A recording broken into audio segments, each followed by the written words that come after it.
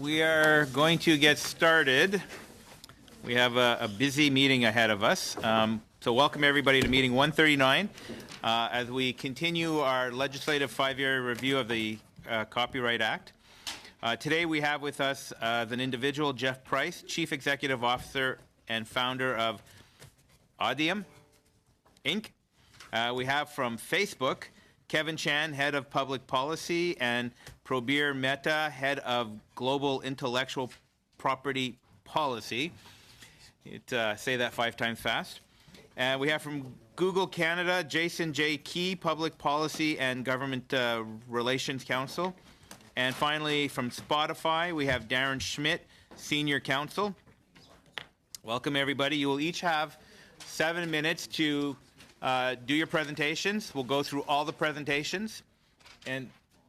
We'll go through all the presentations, and then we'll get into our questioning. Just for the members to be aware,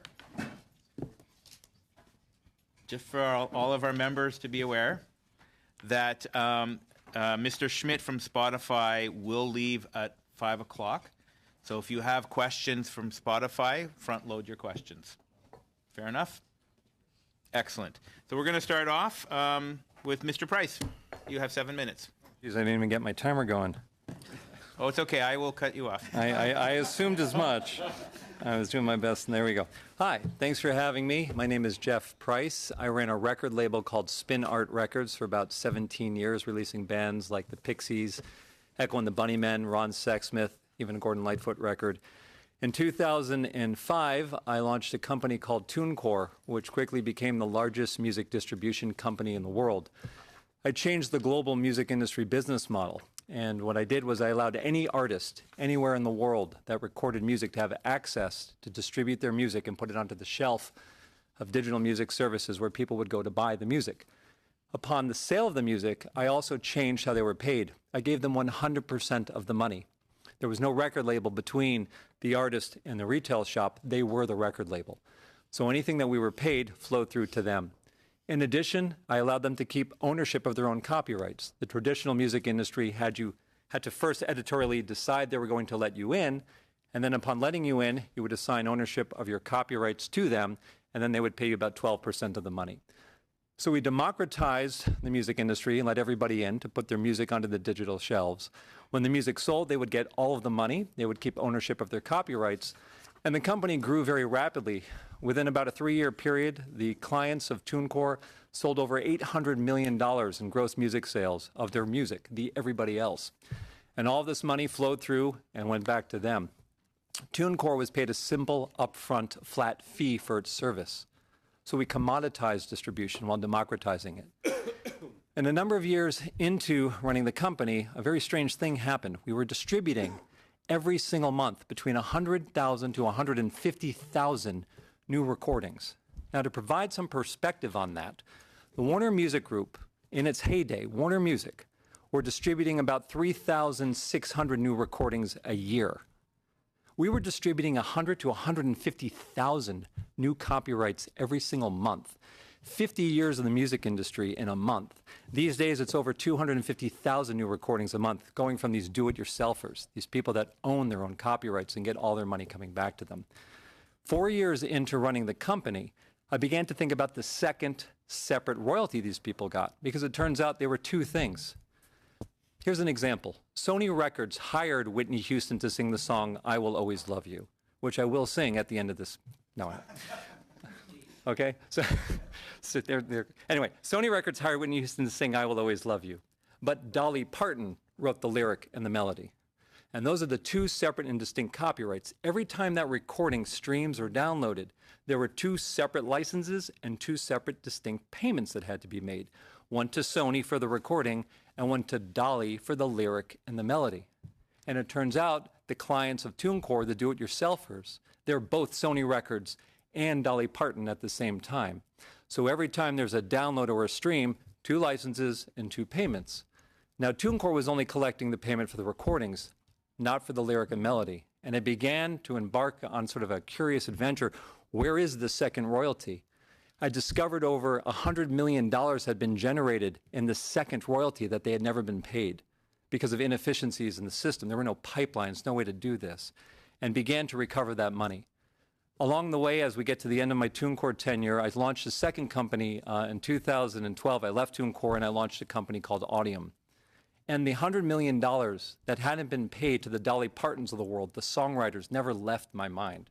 So when Audium was born, my new company, I thought we really need to go to work for the Dolly Partons of the world, or the people that work for the Dolly Partons of the world, and ensure their music is licensed and being paid for by the streaming and other digital music services. And that's what Audium now does. It licenses and collects money for Bob Dylan, Metallica, Red Hot Chili Peppers, the people that wrote the songs, which sometimes are the same people that did the recording. So we discovered in the United States and in Canada massive infringement. The digital music services were using these compositions, these lyrics and melodies without licenses, and they were doing it without any payments either. And we embarked on a way to help remove that friction and license and work with many of the people I'm sitting here with.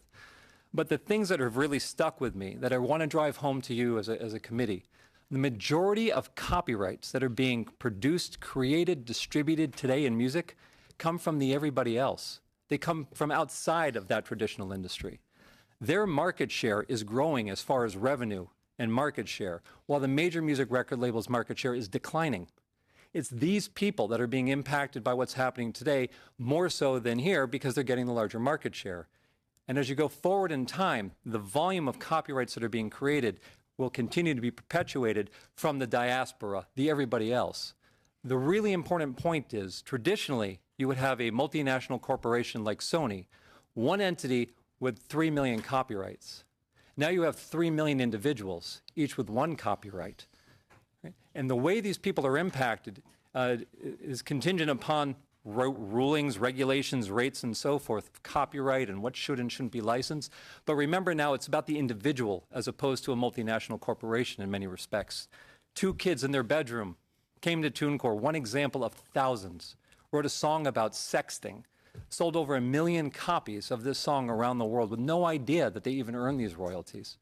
Their money ultimately was taken and given to the large music publishing companies, Universal, Warner, and Sony, based on their market share because they didn't even have the information to know that they earned it. But that's a quick summation of myself and my company, and I suspect why I'm here today. Thank you very much. We're going to move to Facebook. Mr. Chan. Thank you very much, sir. And before I begin, I apologize. I thought I had 8 minutes, so I probably will go a little bit long. Well, but he was 6 minutes, so that's perfect. Okay. We might transfer 1 minute over. Merci beaucoup. Alors, Monsieur le Président et Thank you so much, Mr. Chairman and committee members of the Standing Committee on Industry, Science and Technology. On behalf of Facebook, I would like to thank you for inviting us to speak before you today. My name is Kevin Chan, and I am head of public policy at Facebook Canada, and I'm accompanied by Prabir Mehta, who's head of global intellectual property policy. At Facebook, we encourage creativity and the sharing of culture online. We believe Facebook confers upon content creators of all horizons, whether they be musicians, sports leagues, publishers, or television or film studios, new channels to share their content, attract offline public and audiences, and promote their creativity. Furthermore, Facebook provides rights holders with tools to protect and promote their content while protecting all users' right to the freedom of expression. Working with artists, creators, and cultural institutions across the country to promote and empower their work. Many copyright holders have Facebook pages and use our tools to promote and expand the reach of their content. At Facebook Canada, we have a partnerships team whose mandate is to work with publishers, artists, and creators to help them maximize the value of the Facebook platform by reaching new audiences, engaging directly with fans, and promoting their work here in Canada and around the world. For the last 2 years, this team has led a partnership with the National Arts Centre, helping it fulfill its mandate of being an art centre for all Canadians across the country. For the recent Canada 150 celebrations, Facebook was proud to have been the NEC's digital partner as its musicians and artists traveled across the country, connecting with Canadians both physically and online. To give you just one example, with respect to the NEC English Theatre's recent Tartuffe tour to Newfoundland, the sharing of some of the tour's content on Facebook allowed the NAC to greatly expand their footprint in the province, reaching over 395,000 Newfoundlanders online, or about 75% of the province's population. We're also focused on supporting emerging creators, helping them engage and grow their community, manage their presence, and build a business on Facebook. For 3 years, we have supported emerging Canadian music artists through the Canadian Academy of Recording Arts and Sciences Masterclass program, participating as mentors on how to reach new audiences on Facebook. Finally, many cultural institutions are nonprofit organizations with charitable status, and we are very excited to have launched earlier this month several new ways for charities in Canada to fundraise directly on Facebook. We make this service available without charging any fees and are thrilled that around the world, over $1 billion have already been raised in this way directly on Facebook. We are looking forward to having an equally positive impact in Canada. Facebook prend au sérieux la protection de la propriété. The protection of rights holders' intellectual property is taken very seriously by Facebook. To that end, Facebook has developed several measures to help rights holders protect their rights through a rigorous global intellectual property program. Our intellectual property program. First, our terms of service and community standards are the foundation our platform is built on. They expressly prohibit users from posting content that infringes any third party's IP rights or otherwise violates the law. And they state that users who post infringing content will face penalties up to and including having their accounts disabled.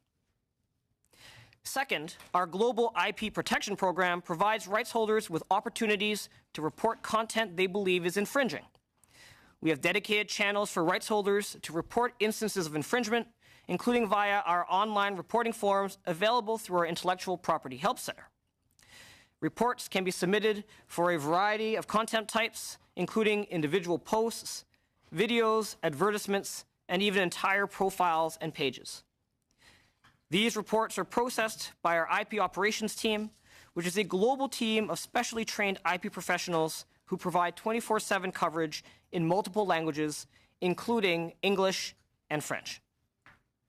If a rights holder's report is complete and valid, the reported content is promptly removed, often within a few hours.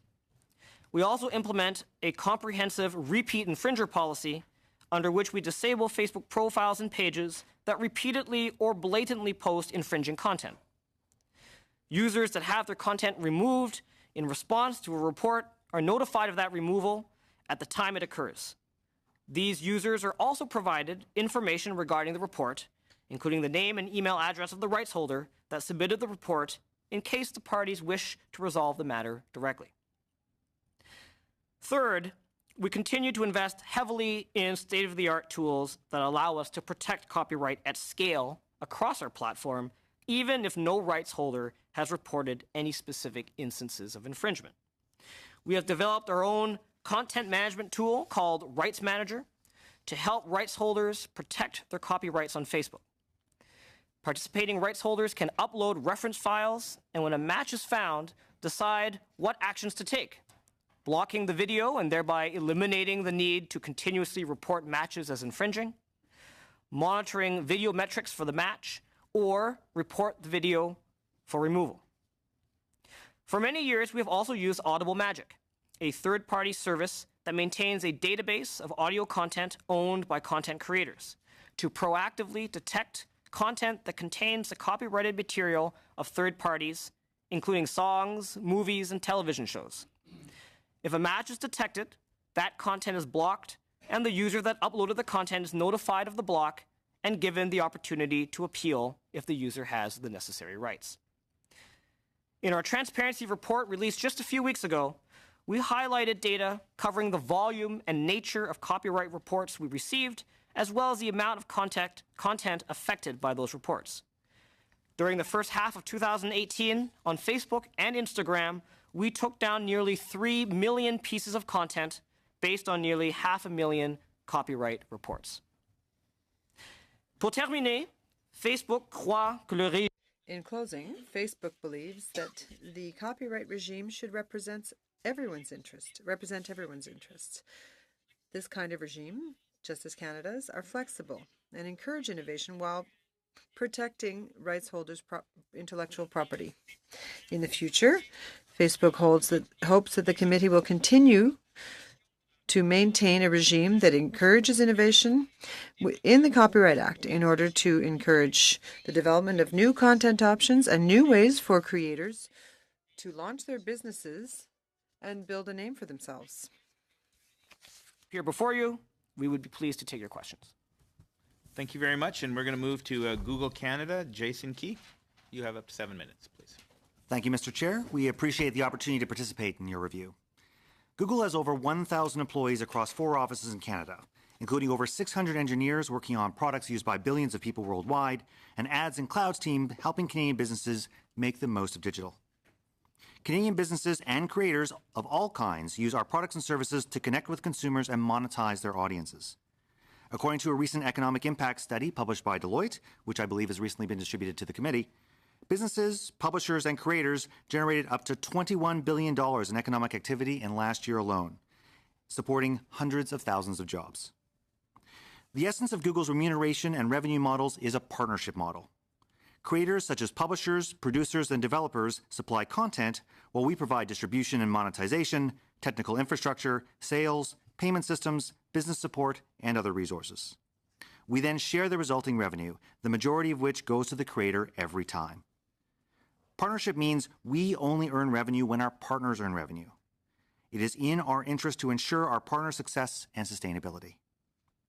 This is why we invest significantly in technology, tools, and resources to prevent piracy on our platforms. The internet has enabled creators to connect, create, and distribute their work like never before, to build global audiences and sustainable revenue streams.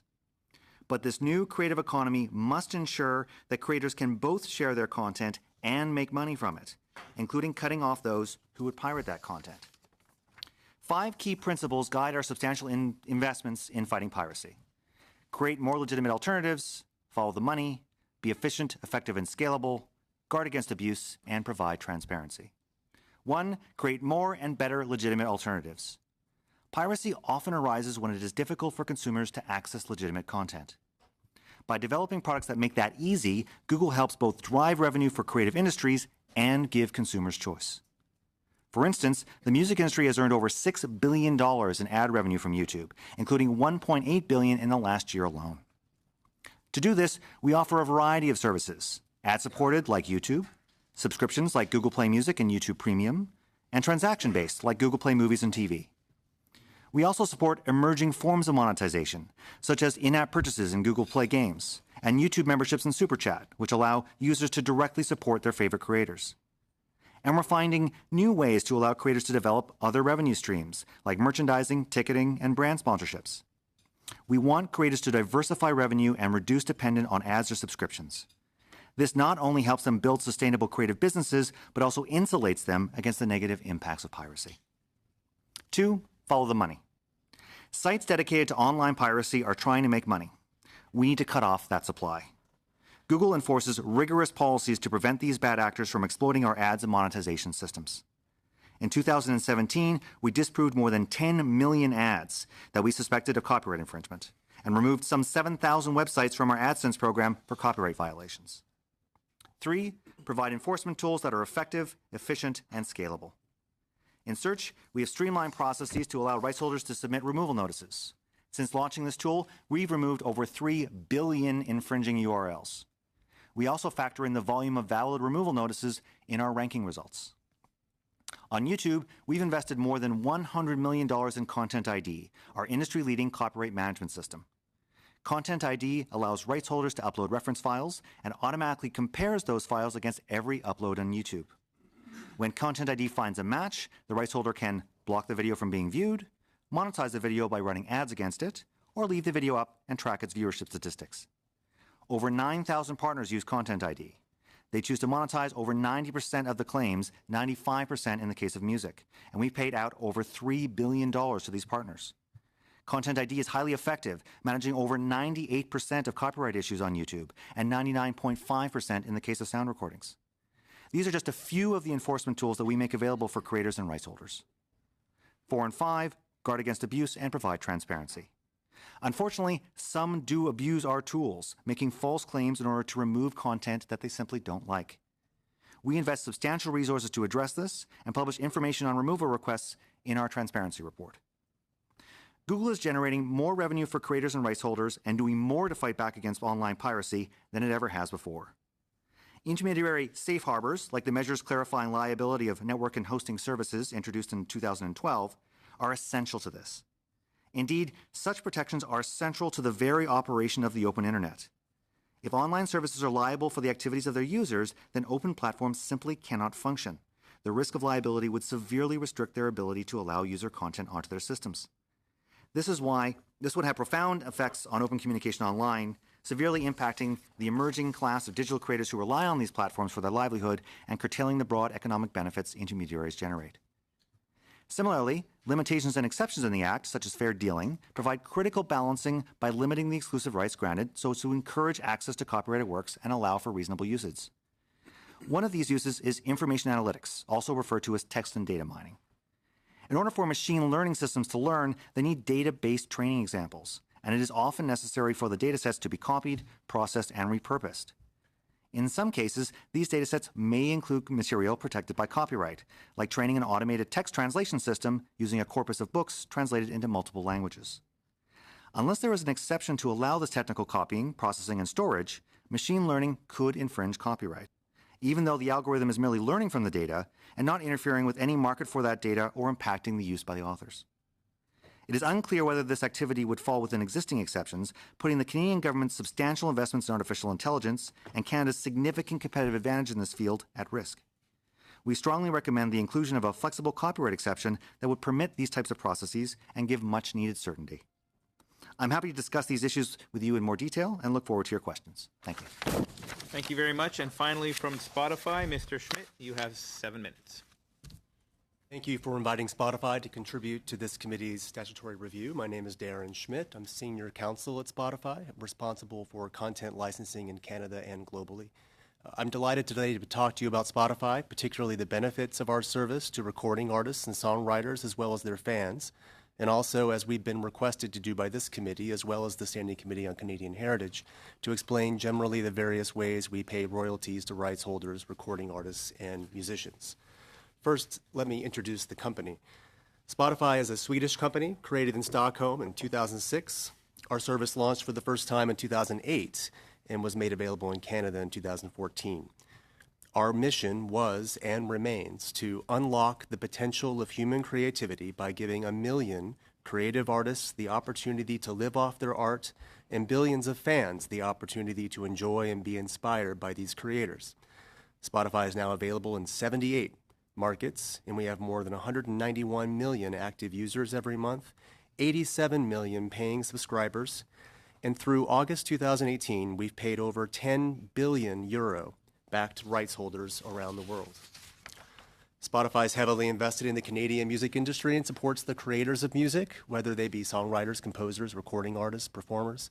Spotify has given Canadian artists great exposure via our playlists. Some of Canada's most popular weekly playlists on Spotify are Hot Hits Canada with 500,000 followers and New Music Friday Canada with 250,000 followers. In fact, Prime Minister Trudeau even released a playlist on Spotify. More than 10,000 unique Canadian artists have been promoted through Spotify's editorial and algorithmic programming in the past month alone. And we've identified over 400 Canadian artists with over 1 million streams just in this year to date, 3/4 of which also have what could be described as a hit song, that is, one track which has produced over 1 million global streams since Spotify launched. In 2017, the Government of Canada and Spotify celebrated Canada's 150th anniversary with the focus on Canadian music.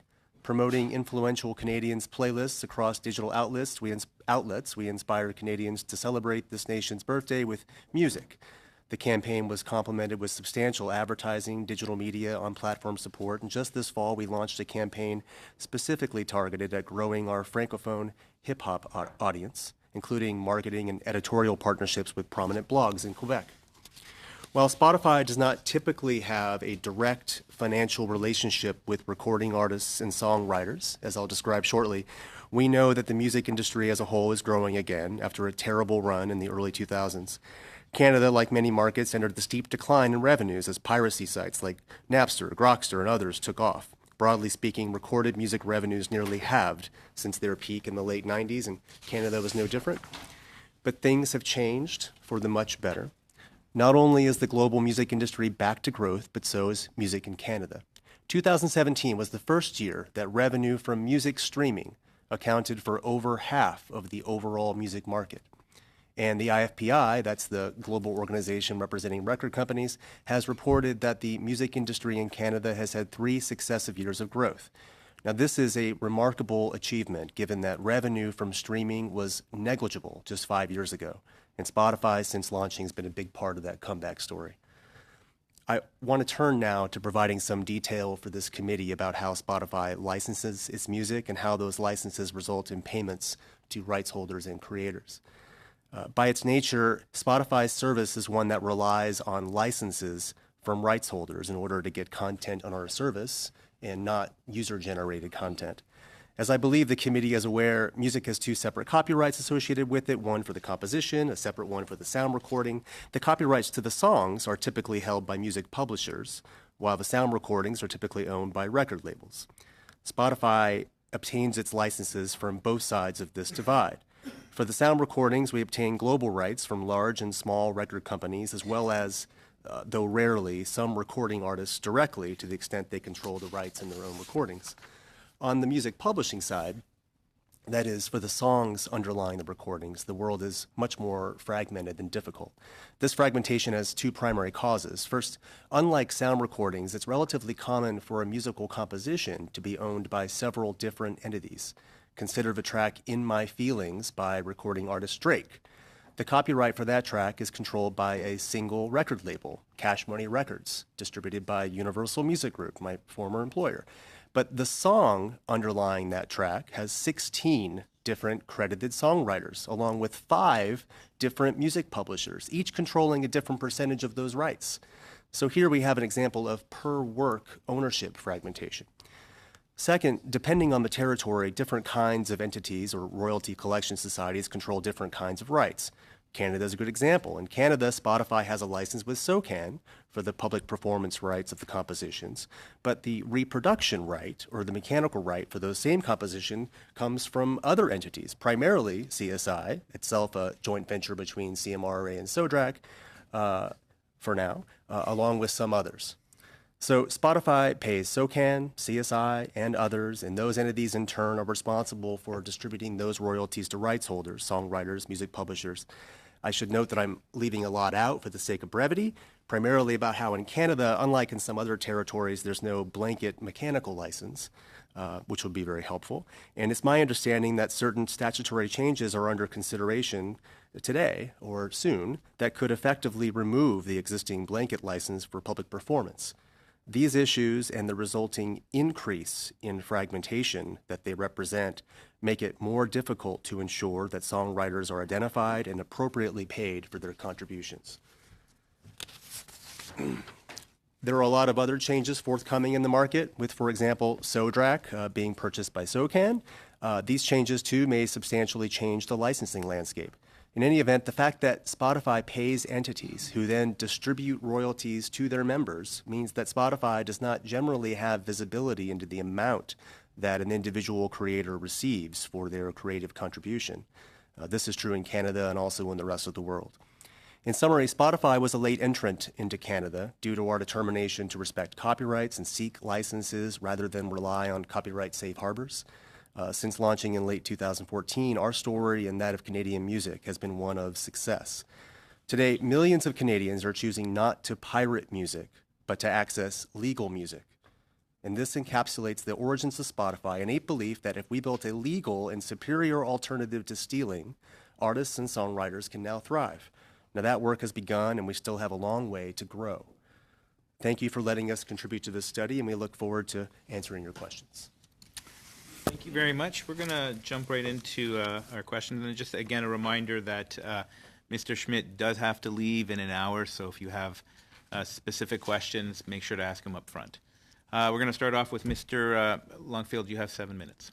Thanks, Mr. Chair, and thank you, all of you, for coming to talk with us about this really important study where we're trying to primarily figure out a way for the market to work in such a way that creators get adequately compensated. Really interested in Mr. Price's model. And you mentioned some flat fees, and then also Mr. Schmidt mentioned some flat fees as a way of compensating creators. 100% going back to the creator was interesting, but it made me wonder how your company gets paid in the process. Could you maybe drill in just a little bit about what does a flat fee look like? Sure. And then how do you survive on some revenue stream from somewhere that we're trying to follow?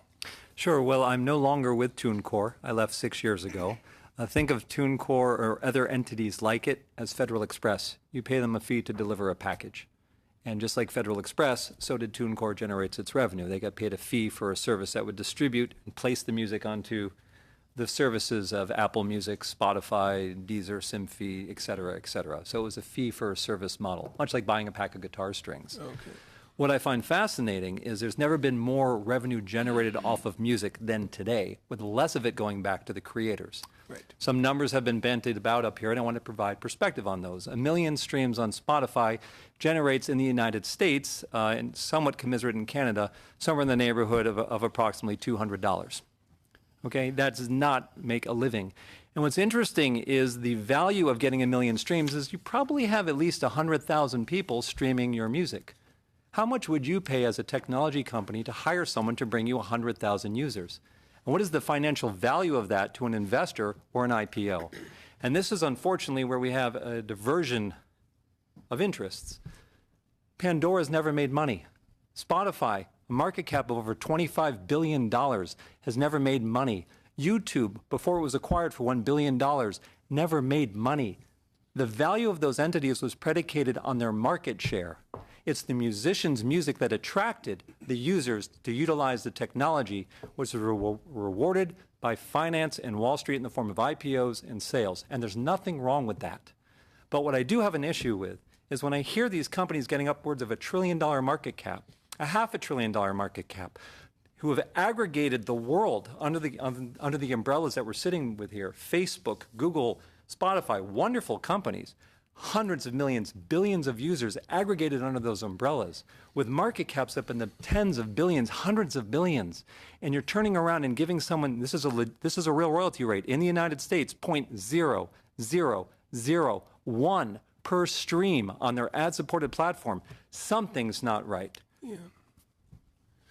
Yeah, and that's what we're hearing and why we wanted to get everybody to the table today. And this is I think one of our most critical sessions to try and follow that money stream. And Google, when we're talking about transparency, and we're also saying that it's hard to find out how much are artists actually getting paid in terms of the revenue stream that goes to legitimate legal companies that are promoting through ad revenue and through a business model that doesn't get into the people that are creating the content in order to drive ad revenue. So in terms of transparency, how far do you go into the value chain?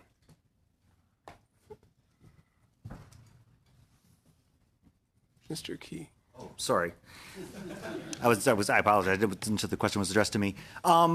It's essentially, well, because we're based on a partnership model, for example, again, I'll use the YouTube platform as an example, where essentially there's a clear revenue split. The individual channel owner, basically sort of what I'll call the creator, receives actually very detailed analytics around the specific performance of the individual video that they posted, also including actually where the sources of the revenue came from with respect to the advertising and how that flows to them. Part of the challenge that we have with respect to transparency writ large is that if there's an individual creator, an individual musician, an individual who basically is creating a video, they may have access to that. If it's aggregated under another service where they're actually engaging that service to do this on their behalf, that information isn't necessarily flowing. Part of the challenge that we have collectively, I think, as an industry, is that oftentimes there is large sums of money, or basically streams that are flowing into the music industry writ large, which is where I'll get these large numbers from. But then they're essentially transferring into a very complicated and opaque web of music licensing agreements that basically certainly we don't have visibility into, and frankly, nor does anybody else. So we're into a situation particularly where artists only see kind of what they get at the far end of that, which doesn't necessarily accord with what they're hearing from us. Yeah, they get a good transparency on a fraction of a revenue stream that isn't enough to be in the middle class and to try and support themselves without having other revenue streams. I think in terms of recommendations back to us, I mean, back to Mr. Price, because I'm very interested in what you see as an opportunity, or what do you see as an opportunity for us to get the bigger picture? How much of the split revenue between the creators of the melodies and the music and the performers that are generating that revenue, to try and get a global picture to know how can we set up some type of a regulatory system so that people get paid for what they're doing. Oh, well, first, to clarify, I certainly am impassioned with my my feelings and my thoughts, but these are not the enemy. No. No, this is from me, because I can be very aggressive about that. I think what they've created is wonderful, and the ubiquitousness of music creates a rare opportunity, not only for consumers, but technology companies and the creators themselves. What I have a problem with is this pre-assumption that creators were put on this planet to create content for technology companies to utilize to achieve their business goals. And the concept that we have to make it easier for them at the expense of the artist, it just doesn't resonate with me. I think the approach we need to take is an artist-first approach. For example, let's extend that copyright to 70 years to get in line with the rest of the world, because now we're dealing with fathers to grandfathers to great-grandfathers, accession of rights. Let's rule more quickly on what the rates are, so when these companies have to put together their P&Ls and people are determining how can I make a living doing this, they're able to figure out how much money they're making more quickly ahead of time, as opposed to waiting 5, 6, 7 years before a ruling will come down. And I'm a big fan of the free market. I think government should remove itself from regulating music and allow there to be a true and straight-up negotiation. And frankly, that creates the symbiotic relationship, because they need them as much as they need them. And through that balance, you end up with the right tension, which will then allow for the right royalty rates to emerge. Thank you very much. Thank you very much. We're going to move to Mr. Albus. You have 7 minutes. Yes, thank you, Mr. Chair. And then just a brief excuse to the witnesses. I'm just going to put a motion forward, and I'll certainly get to you as quickly as possible. Mr. Chair, I'm putting forward the following motion seeking unanimous consent, that the Standing Committee on Industry, Science, and Technology, pursuant to Standing Order 108-2, undertake a study of no less than 4 meetings to investigate the impacts of the announced closure of the General Motors plant in Oshawa. So I'd like that just to see if you could test to see if there's unanimous consent for us to see that motion move forward. So just to be clear, generally you require 48 hours. So this is a notice of motion. No, I'm asking for unanimous consent. Yeah. I'm explaining that. Generally, it's 48 hours. That would be a notice of motion. However, you are asking unanimous consent to do what exactly right now? Again, to undertake a study of no less than 4 meetings to investigate the impacts of the announced closure of the General Motors plant in Oshawa. Okay. Yeah, so you're asking for unanimous consent to move the motion. Okay, that's where we stand. Any debate? Mr. Longfield. I wouldn't support it, since we're just about to start an emergency debate in the House tonight, and we don't know the results of that debate, or even really frankly what we're dealing with yet. So I wouldn't support it. Thank you. Okay, in that case, then I will move a formal notice of motion that the Standing Committee on Industry, Science, and Technology, pursuant to Standing Order 108-2, undertake a study of no less than 4 meetings to investigate the impacts of the announced closure of the General Motors plant in Oshawa and its impacts on the wider economy and community, or I should say, province of Ontario. Great. I'll just pass that in. Thank you. The notice of motion, and All you right. can go ahead with your time. Okay. Thank you again to the witnesses for coming in and being part of our study. I'd like to start first with yourself, Mr. Schmidt. Obviously, we've heard from many witnesses that that they make so little money from Spotify royalties, it may well be nothing. Now, the claim is only the biggest artists actually make any money from Spotify. Does your platform pay a standard per stream royalty to all artists? There is no standard royalty. As I described in my opening statement, we have license agreements with rights holders. So that means rights holders on the sound recording side of a spectrum and the music publishing side of a spectrum. Now, in your opening... Oh, I'm sorry, go ahead. Yeah, in your opening comments, you also mentioned that a particular song may have multiple different rights holders, particularly on the composition side. But again, I without having that example in mind, originally I put down Drake makes more money because many more people listen to his music. Is that fundamentally still the case, or? I mean, without talking about Drake in particular, I Yes. think it's fair to say that if lots more people were listening to some piece of music versus another, that first one is making more money. That's correct. So if you were to raise the per stream royalty to increase what smaller artists get, it would radically increase what the larger artists would get as well. Is that correct? Well, I think there's a misunderstanding here in Yeah. that the idea that we have a per stream royalty at all. Okay. For the most part, that's not true. Okay. We have hundreds of license agreements, so I have to generalize somewhat because they're all somewhat different, but there are certain commonalities. And for the most part, we're talking about revenue share agreements that don't typically include per stream rates.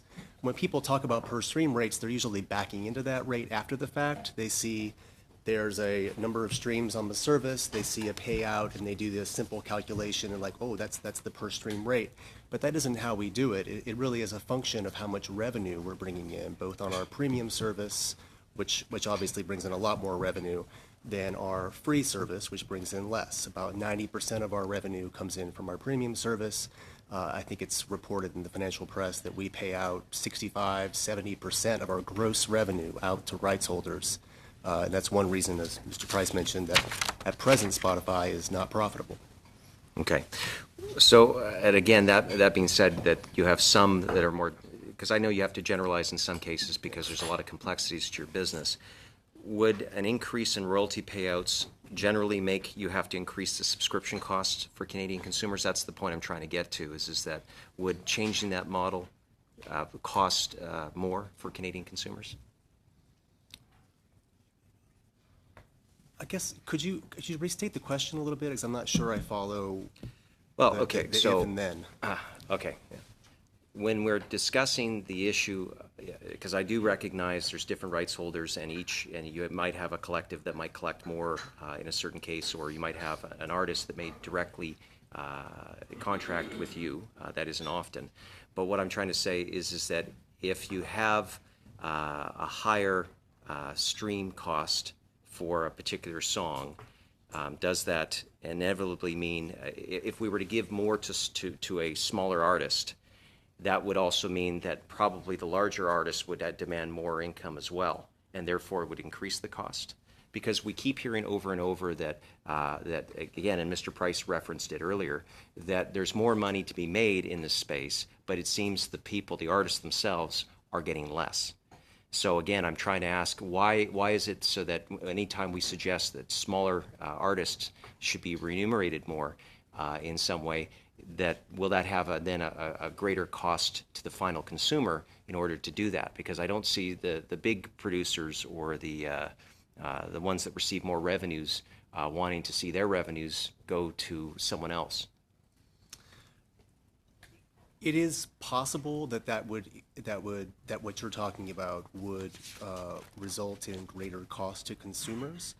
We don't tend to look at it that way. I think the way we look at it is that despite having 87 million paying subscribers on the service today, we're just in the very beginning of what's happening. And more money coming into the revenue share pool, as I call it, means more subscribers to the service. If you have more subscribers to the service and a the same number of streams happening on the not number of streams, excuse me, same number of artists that money has to be split amongst, that's more money to the artists.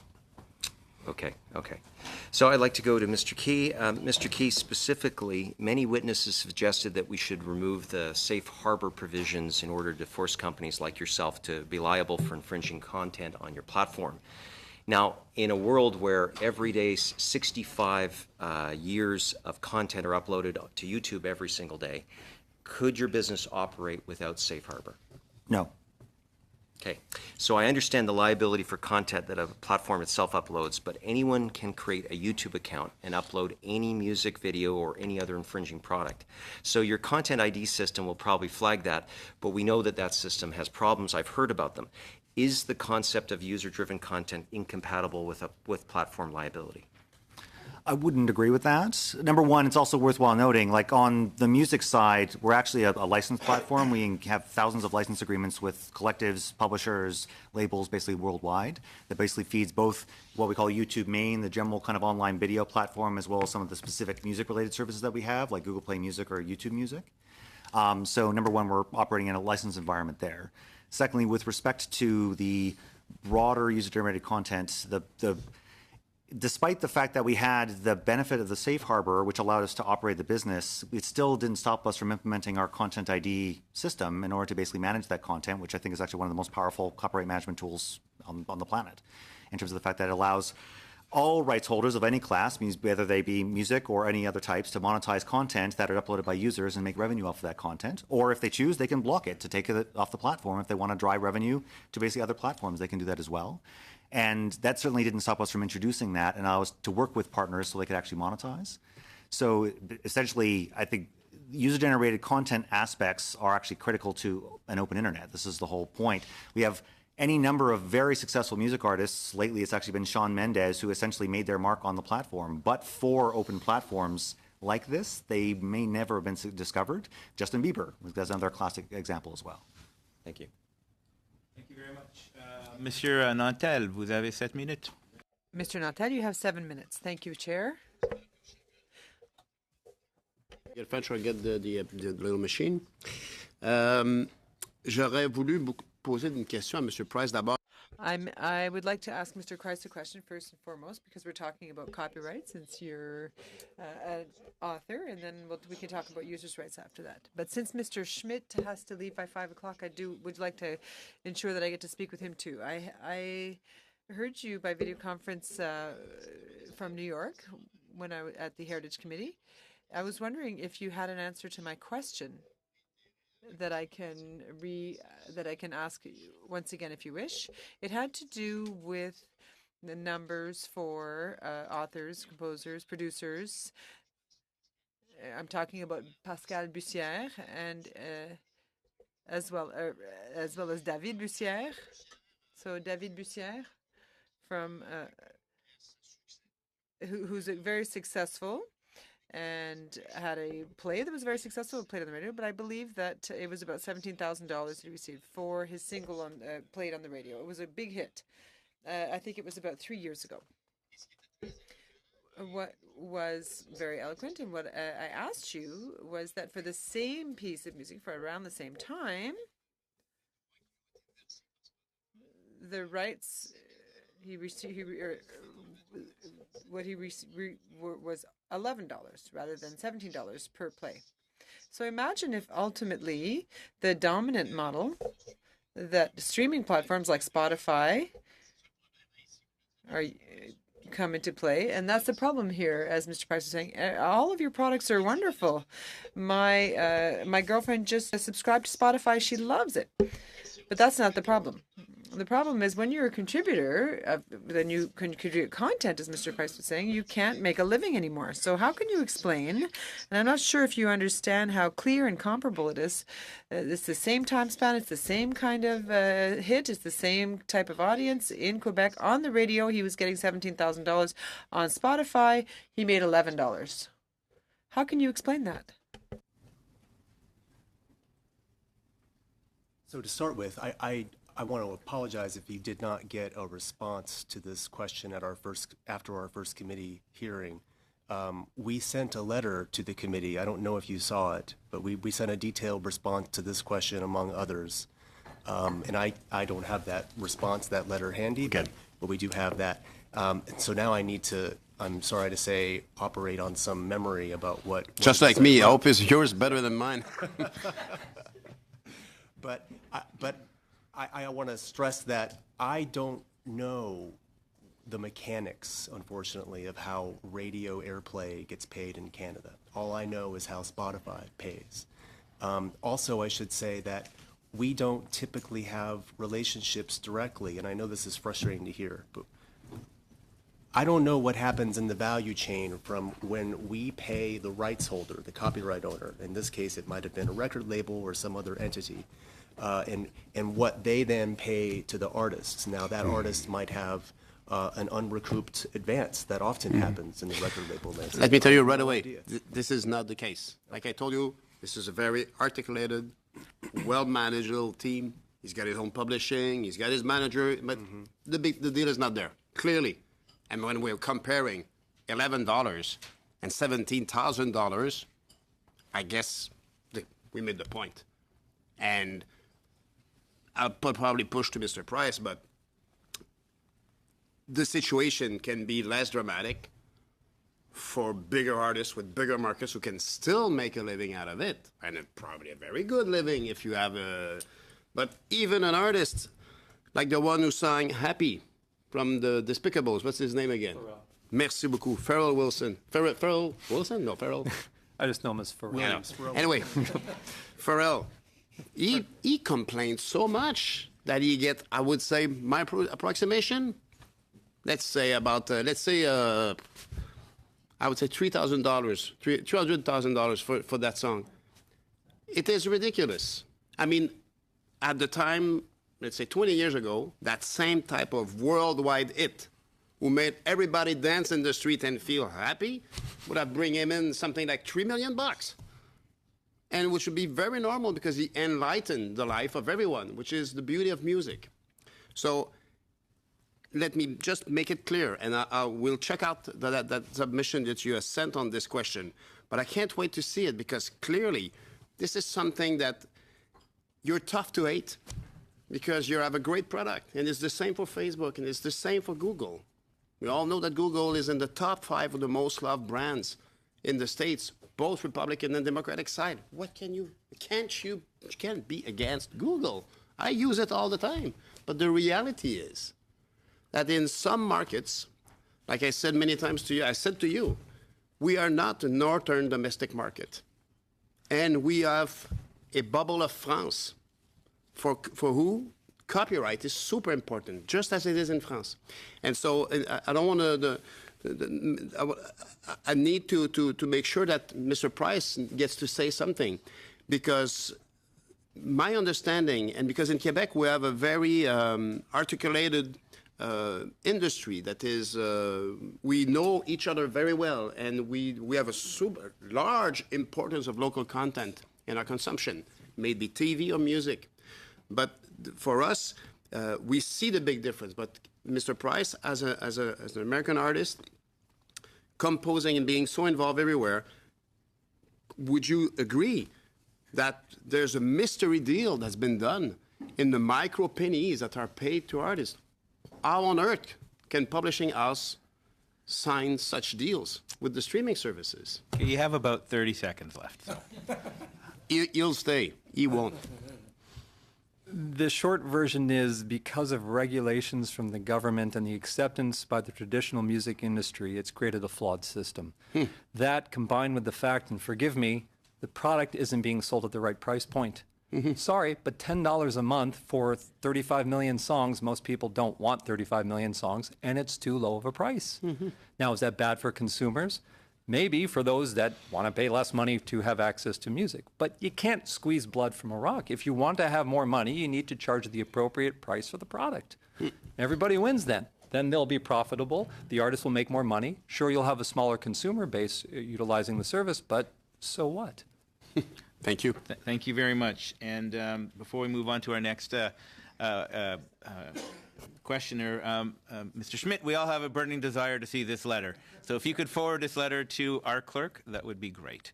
Absolutely. Thank you very much. Mr. Graham, you have 7 minutes. Thank you. Mr. Chen, it's nice to see you again. I know we had you at PROC this spring because we were discussing Facebook's impact on elections, and now you're here discussing Facebook's impact on the creative economy writ large. So I guess Facebook has quite a bit of impact in general.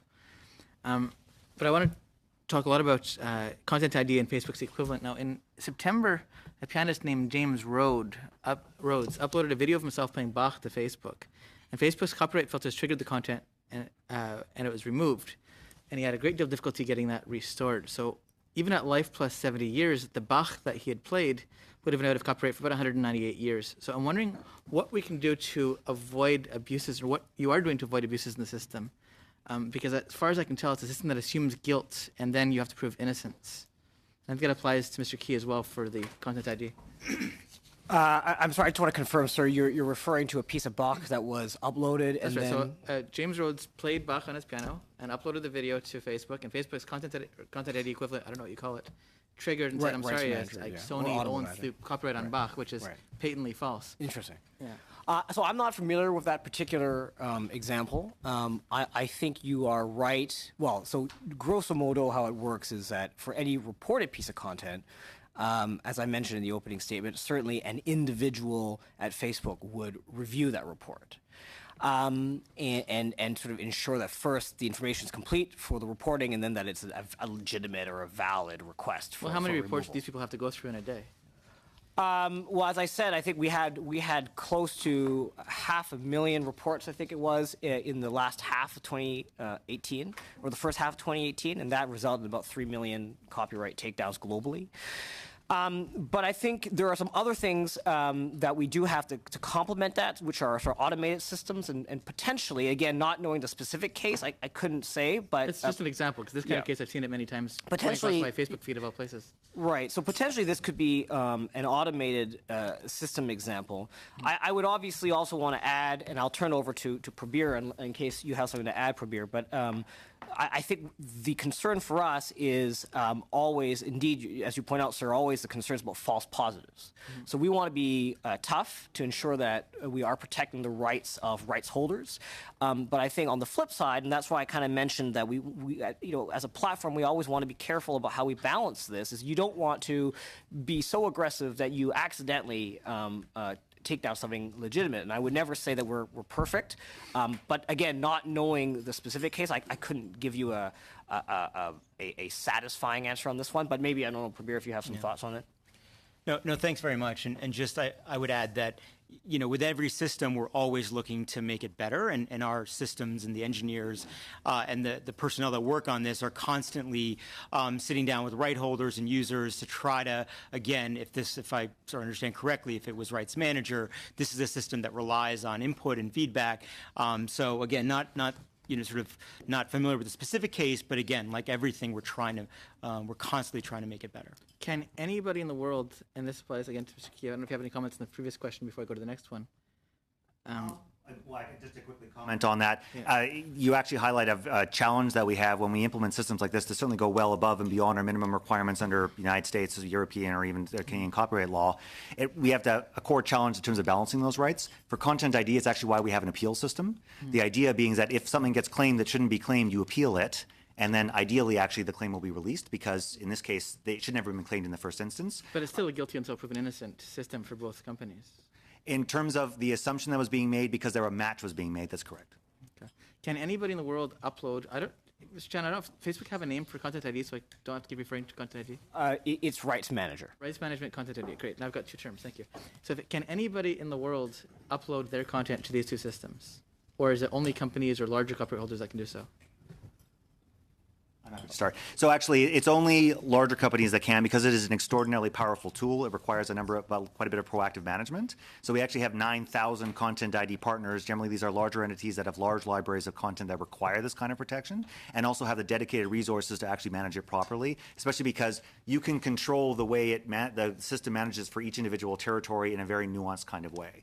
We also have other tools that are actually available at other levels that are available for other creators, for example, independent creators, or they can work through, frankly, systems like Audium, for example, who can actually manage the Content ID system on their behalf. So by having only 9,000 creators, and I'm assuming it's fairly similar for you, Mr. Chen, and I'm assuming it's fairly similar for you as to what he said. Okay. If there's only 9,000 creators who are permitted to submit to the system, doesn't that not necessarily hurt the smaller producers? Sir, if I may, I just refer to my colleagues. I think we have a slight nuance for Rights Management. We like nuance. It's application based to enter into the rights manager system. It's typically large, commercially minded right holder groups, but also we have recently been testing for smaller creators as well. But again, ultimately, it's a needs based assessment. Do these systems currently handle Canadian fair dealing exceptions in their enforcement? Essentially, no. Effectively, because fair dealing is a contextual test that requires basically analysis on each individual case. On any automated system, no matter how good the algorithm, no matter how sophisticated the machine learning that we're applying, and we are doing that, basically we'll never be able to ascertain that. This is actually why, again, it's critically important that it has an appeal system. So even if basically a video that is a clear case of fair dealing is allowed, then it gets caught by the system, they can actually appeal that decision, and it will basically be determined and released. So in both of your situations, why isn't the system set up to say, you have had a flag, please respond within 24 hours, and then we'll take it down, to make it a innocent until proven guilty system instead of guilty until proven innocent? In some instances, that does happen. It depends on what the policy the rights holder has chosen to enact and how they selected to do so. Yeah, I would say. I mean, again, I'd bring you back, sir, to what I mentioned earlier in the opening statement about how we have individuals who report, who review all the reports, and that's precisely to try to get the balance right. I think, though, this concept runs up into challenges when we're talking about something that's at scale, and so when you have a service that is global in nature, and you have millions of pieces of content, if not more, being uploaded on a daily basis, then you do want to make sure that you're doing things to better protect rights holders. And so this is a way for us to kind of get at the simplest or easiest things to engage with. But I agree with you that context is important, and that's why we do have individuals who review every report that's sent to us. Thank you. I'm out of time. Thank you. Thank you very much. We're going to move to Mr. Albus. You have 5 minutes. Thank you. I'm actually going to take up the line of question by MP Graham, and I'm going to start with Mr. Key. So, Mr. Key, there is a bit of a group of people that do reaction videos, and so it's them filming their reaction to new music, video that comes out, or a new movie, or whatnot. And there's quite a few people that like to hear and see these reaction videos. But obviously, the Content ID systems that YouTube employs often will flag that content and take down. Obviously, these things are allowed under the Copyright Modernization Act that happened here in Canada in 2012.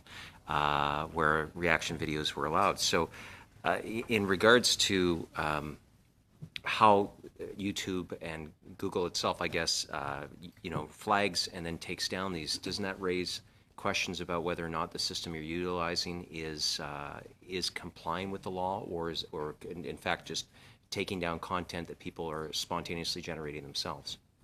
Well, number one, I would be reticent to say any individual example is a clear case of fair dealing, because that will be a case-by-case instance. So, for example, it's theoretically possible that a React video may use a sizable portion of the original content. As a consequence, it may actually be an example of fair dealing.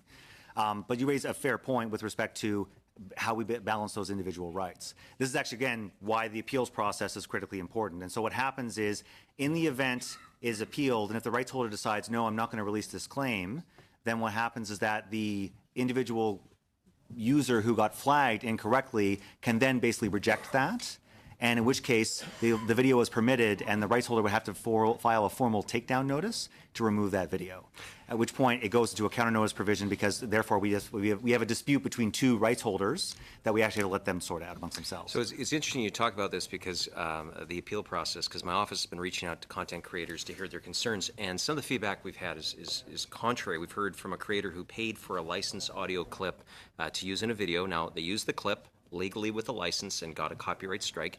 Another creator, a music label, had used the same sound clip in another work, and so the system detected the same sound and then took down the video for infringement. Now, they appealed, but were told their only recourse was to sue the label. Now, they paid for the proper royalties, did things right, were still unable to upload their video unless they sued a major corporation. So if we're going to believe that your automatic system functions well, you have to address these kinds of instances. And why is there no actual person you can appeal to in these kinds of cases? Or is this just a case of people not understanding your system? Well, again, difficult to comment on a specific example. I'm a bit surprised by the outcome simply because to get to that, you actually have to go through a formal counter notice where you actually provided the opportunity to formally submit a response saying the takedown request is actually incorrect, and at which point the default actually goes to the claimant, and it would actually be restored without the necessity of actually engaging in a lawsuit. Again, this is theoretically or hypothetically, it's hard to comment on that. Well, I would just simply point out that when you have people that are operating in the space, know their business quite well, and when they are paying out, all of the costs and whatnot, including to make sure their tariff is covered, the expectation is that they would be able to meaningfully deal with this. So to simply dismiss that these things are happening is a hypothetical. Now, I recognize the issue, but perhaps maybe what I could do is I could talk to the individuals in question and maybe encourage them to raise it to you, because there's a lot of content creators that are not making it through your systems, and that's something that needs to be addressed. No, and I think it's a fair system to the point that Kevin raised. Because we're dealing with these issues at scale, again, there's 400 hours of content uploaded to YouTube every minute. As a result, it's a massive system that needs to be dealt with on an automated basis at the front end. That being said, once you've gone through an appeals process, there actually are opportunities where you can interact with individuals, especially through the appeals. So please, I invite you to actually put them in touch, because I'd like to understand what the specifics that happened here were. No, that's fair. Thank you. How much time do I have, Mr. Chair? 5 seconds. Okay. A quick one then for Mr. Key. Now, we've heard from many witnesses that they make very little views from ad-supported content on YouTube. So stories such as needing millions of views just to get $150. Now, I don't expect you'll tell us your ad rates, but are you receiving much more per view from advertisers and only paying out pennies, or are the per view ad rates equivalently small? We're purely on a revenue share basis, and so essentially there's a proportional share that happens between the creator and the platform. So essentially we're only receiving a proportion of what they're receiving. It isn't on a per view basis because not every single video will actually have an ad shown against it, and depending on the specifics of where their ad is being seen, it also works through an auction system. So there's a high degree of variability in terms of the actual rate they'll see. Thank you very much. We're going to move to Mr. Sheehan. You have 5 minutes. Thank you very much for the presentation to all of you. And on the 8th of 2018, this year, the Fédération Nationale de Communication, FNC, which represents workers from the Canadian communication and cultural industries, they stated the fact that Facebook and Google absorb a large majority of advertising revenues that previously went to newspapers and other news outlets, which has deprived the news industry of helping to sustain itself. Along similar lines, News Media Canada referred to news agitators, or your companies, operators as free riders. I don't have my reading glasses, so I apologize. So my question is, as part of their submission, FNC had suggested creating a new category of copyright work, a journalistic work, and which would provide journalists a collective administered right for remuneration for the dissemination of their works on the internet. If such a right existed, would it oblige Google, Facebook, and other online service providers to pay royalties for news articles? How might this affect your operation? And Article 11 of the European Union proposed directive on copyright in digital single market would affirm the copyright of publishers for digital use of press publication. Would this include the publication of distributed publication on Facebook and Google News? And again, how would we assure compliance with this kind of new law? So it was proposed, I don't know if you're familiar with it, but it certainly would elevate and perhaps help the news agency that are being shared on your platforms. Mr. Chan, I guess? Sure. No, I'm happy to take that, sir. Thank you. I actually did, in fact, spend a day with the FNC, their president, and a few other people at a recent conference in Montreal with respect to misinformation and digital literacy, and that proposal was in fact shared with me, and the conversation we had about it, I think sort of boils down to, for us, I think it kind of it misunderstands the way that published content, so in this case, let's say news articles, are actually shared on Facebook. So as you probably know, Facebook itself is not putting news articles onto Facebook. It's actually, it gets on Facebook in one of two ways, right? One is the publisher itself. So let's say it's La Presse or Radio-Canada or the Globe and Mail or the CBC. They choose to put published content on Facebook. Or an individual, a user, decides to share something onto the platform. And so I guess what I shared with colleagues in Montreal a bit was I guess I'm just at a bit of a loss as to how such a mechanism would work if at the end of the day platforms are not the ones who are actually putting individual pieces of content on the platform. It's actually individuals or publishers. And so you can imagine very quickly if the system is based on how much somebody happens to put onto a particular service, then it just seems like we would not be sort of... Sorry to interrupt, I kind of get that, but in earlier testimony you mentioned that other people also put things on your platform that you sometimes flag and take down. I'm just saying that as an example. Oh, I see, sir. Yes, well, that's right. I think for the content we're talking about in terms of rights holder content, if it shouldn't be on Facebook, so in this case we've talked a lot about music this afternoon, that would be taken down. I obviously, if a publisher had let's say a firewall around their content on their website, and then somebody nonetheless were able to share their content onto Facebook, we would obviously want to make sure that we're in compliance and we would take down that content. So in this case, when people are able to share news articles onto Facebook, I guess what I'm saying is they have allowed for that sharing, right? They've allowed for people to take a hyperlink or a URL and put that somewhere else, for example, on Facebook. And that actually, incidentally, sir, drives a lot of traffic to their sites. But I do want to say one other thing, if I may. We do actually, though, take our responsibility seriously with respect to the news ecosystem. We know that many Canadians do, in fact, get some of their news from Facebook, at least. And so we are investing in partnerships. So, for example, we have a partnership with Ryerson University with their School of Journalism, as well as with the Digital Media Zone, where we're working with entrepreneurs to see what kind of innovative new business models may emerge for the news ecosystem. That's the kind of work that we're engaged with. We just finished the graduating class of 2018. There's 5 startups that I think are going to hopefully make a really good run of it as businesses. But those are the things that we're looking at. I think the challenges with the proposals that I've heard, again, is that it kind of relies on publishers and users to decide how much a particular piece of content is shared. And so any kind of business model that's based on that would be at odds, I think, with how sharing actually works. Thank you. Minutes. Yes, thank you, Mr. Chairman, and to all the witnesses. Mr. Key, I'm going to keep going back because it seems that a lot of the feedback I've gotten from people is on mainly YouTube. So obviously we're reviewing the Copyright Act. Now many people will video themselves playing a video game and then put that and stream that, and there seems to be a bit of a gray zone. Do you believe it would be helpful for Parliament to put an exemption in for that kind of activity, because there currently exists one for mashups and similar ways for content creators to put their mashups out? Do you think that is something that would give a little bit more certainty to that practice? To be honest, I wouldn't necessarily want to comment on it, because there would be certain classes of creators that would benefit from that, gaming creators being primarily them. On the other hand, you'd have video game companies that may feel very differently about that. My understanding, and bear in mind, as Mr. Nantel well knows, I actually used to work for the video game industry.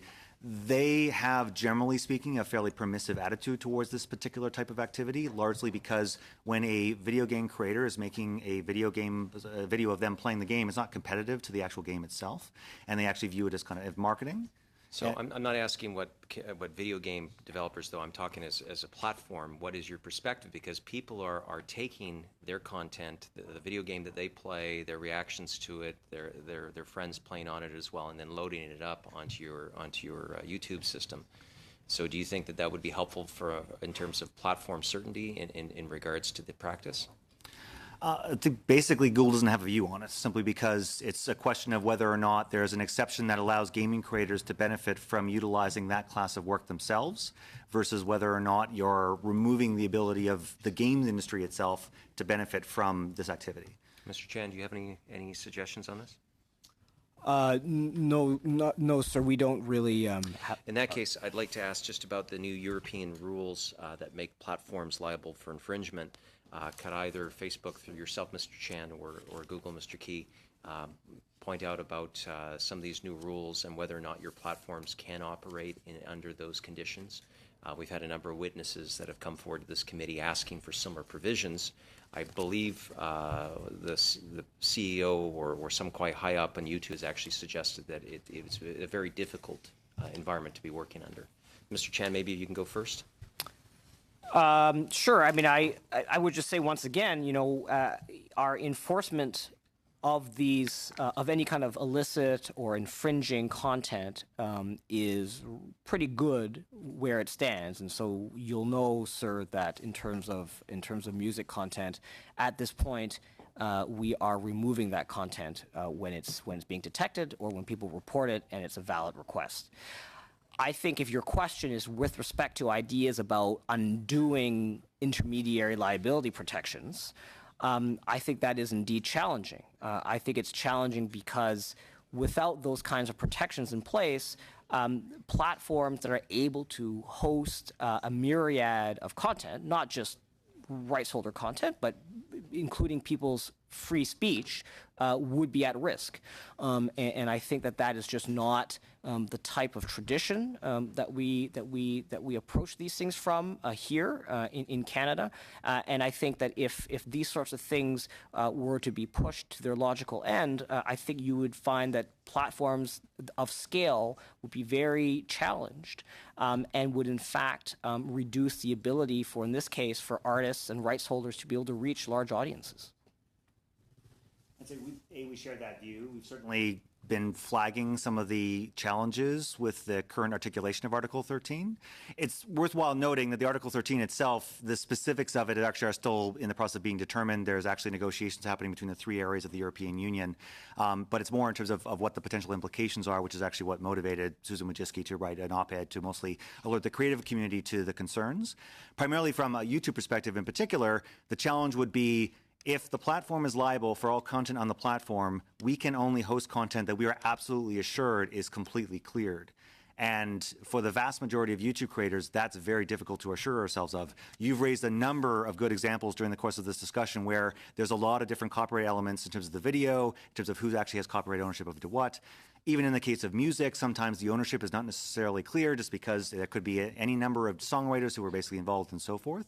And that would make it very, very challenging for us to operate. And that would certainly adversely impact the small and emerging creators who don't have large legal teams, who can't provide the assurances of legal clearance more than necessarily would affect the larger operators. Okay, thank you. Thank you very much. We're going to move to Ms. Cesar Chavan. You have 5 minutes. Yes, thank you very much. And I'll focus my questions on Google and Spotify. First of all, I'll go to Mr. Schmidt because I'm a premium Spotify user. And a few months ago, my subscription went up $2. I'm sure a lot of people's subscription went up $2. Did that $2 go towards paying royalties to Canadian creators? What? Just a follow-up question. What territory was this in? Was this in Ontario? Ontario. Mm-hmm. Well, first of all, I wasn't aware that it went up $2, so you just told me so that I didn't know. When prices go up, and they do go up in various territories around the world at various times for things like inflation and other reasons, that is revenue that is accounted for in our license agreements as part of the revenue pool. So the answer to your question is yes. A portion of any price increase ends up going to creators. Mm-hmm. but more accurately to the rights holders with whom we have the license agreements. And we have to assume that some of that goes down to creators, but they have those relationships with those creators, not those us. creators. Okay. You came to Canada in 2014, you said, right? You started here. Why did it take so long? I wasn't at Spotify then, but I do know the anecdotally that the licensing landscape in Canada was difficult at the time, particularly on the music publishing side of things. I think I talked in my opening statement about the issue of fragmentation of rights.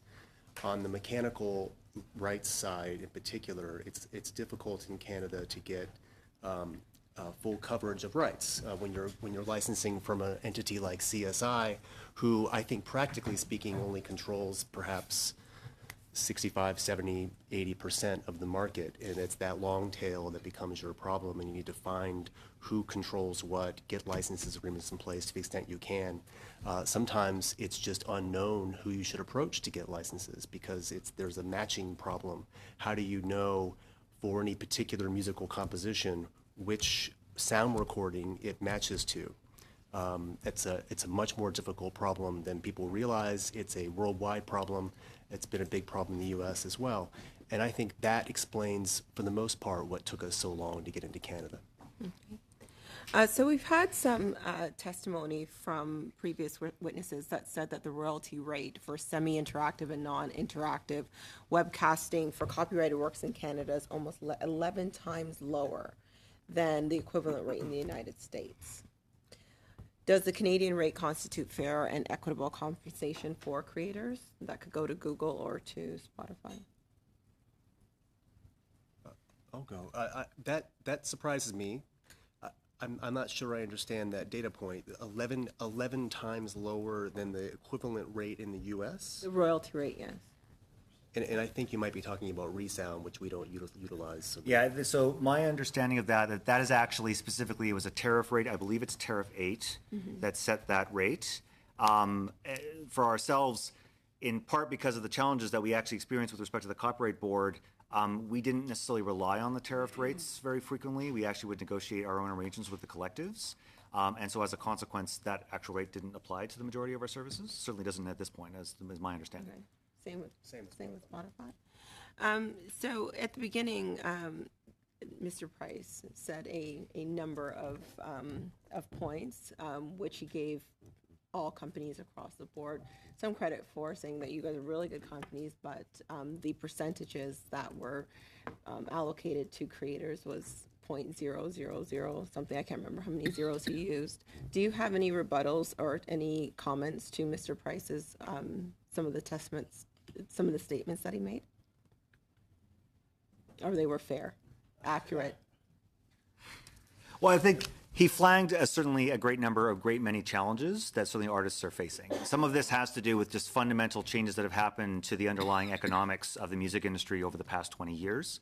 You, Jeff, raised a very fair point with respect to the sustainability given the price point. The reason the price point is what it is, well, actually right now it's the market rate. The reason it was the market rate was because it was a response to basically ongoing piracy of 20 years ago where no one was paying anything, which led to the development of the download economy, which was primarily driven by Apple, which led to the emergence of the streaming economy, and so on and so forth.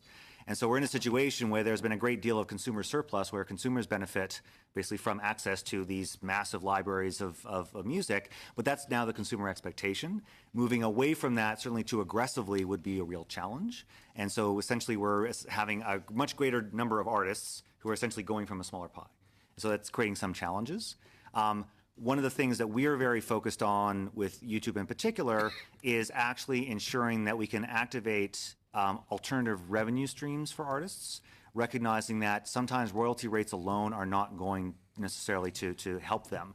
This by means of things like, and this is the bulk of the revenue that frankly YouTube creators tend to make, is what we call off-platform. They're actually doing brand sponsorship deals where they actually will have a brand that will sponsor their videos and will do, say, a series of 6 videos, and they will actually get, it's very much more lucrative for them than the advertising revenue. You help them with that? We have, a lot of them will do it on their own. We've actually now deployed a system that we call FameBit, which is a brand matching making service, where we'll actually match the creators with brands, many of whom are our clients on the advertising side, to basically help them with that. And we're also deploying things like memberships, where actually individual users can essentially do a monthly subscription to a creator to give them monthly support. We're implementing merchandising and ticketing options, whereby we'll automatically display if they have a show coming up, so that there's tickets to that show, mostly so the creators can diversify their revenue streams, so they're no longer reliant on a singular stream, but actually have a multitude of streams to help build sustainable businesses. Thank you very much. Monsieur Nantel, vous avez 2 minutes. Nathan, you have 2 minutes. I'll ask a question of Mr. Chan then.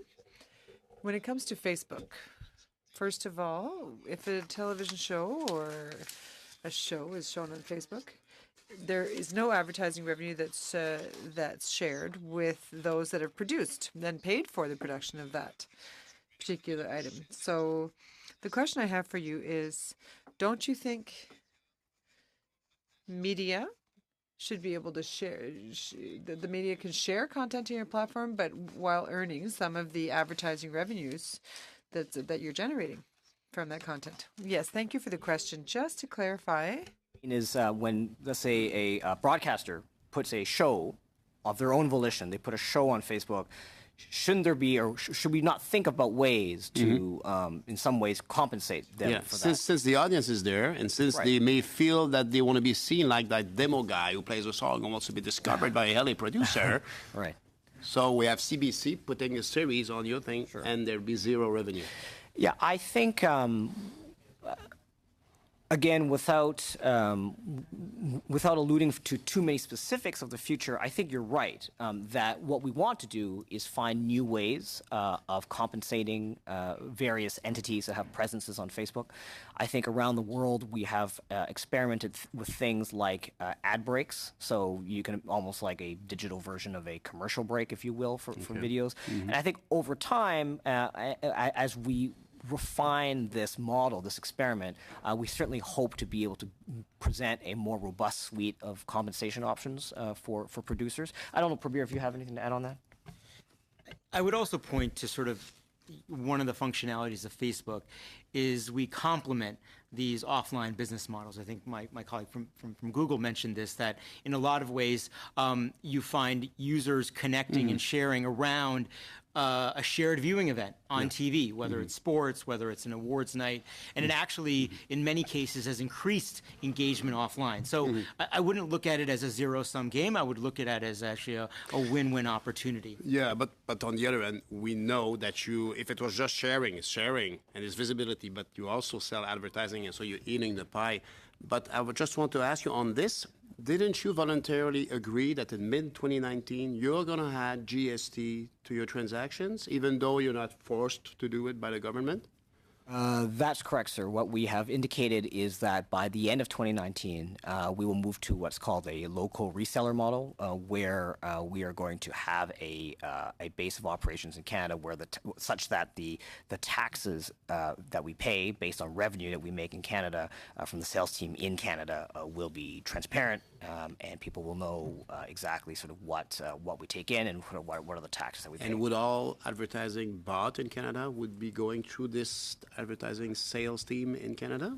I'd have to check on the precise mechanics of it, but certainly the sales team in Toronto, we have a sales team in Toronto. We'll be adding GST. And because we're moving to this model, what that means is it becomes subject to a value-added tax like the HST or the PST. Thank you. Right. Thank you. Thank you very much. We still have some time, so we're going to go to the second round. Mr. Longfield, you have 7 minutes. Thank you. I'll share some of my time with Mr. Graham. I want to start off with Facebook. As I'm listening to this conversation, which has been excellent, I'm going back in time when I used to buy records back in the 70s, 60s, okay. We knew that to buy content, you went to the record store, you purchased what you had. You might share it with a good friend, and you'd put your name on it so that you knew it was yours, and then you would chase your friend to get the album back. Sometimes you got it back, sometimes you didn't. But the sale was for a particular piece, and now we have, of course, the internet being able to take the place of the record store. We've got a business model that's very different. Mr. Price asked a very good question at the end, is of one of his testimonies to say, if we clamp down on this, we would limit the distribution of content, but so what? That would make people have to purchase, go back to the way that the business model worked. And I could be cynical and say it didn't work that well for creators back then either, because they got ripped off on contracts and they had management. The creators have always been on the last end of the stick. In terms of the business model then, as we look at how do we get money to the creators through this existing business model, we've looked at the EU and they've been doing some things around legislation. We've looked at Australia's doing some things around legislation. You're a global company and it's a global problem.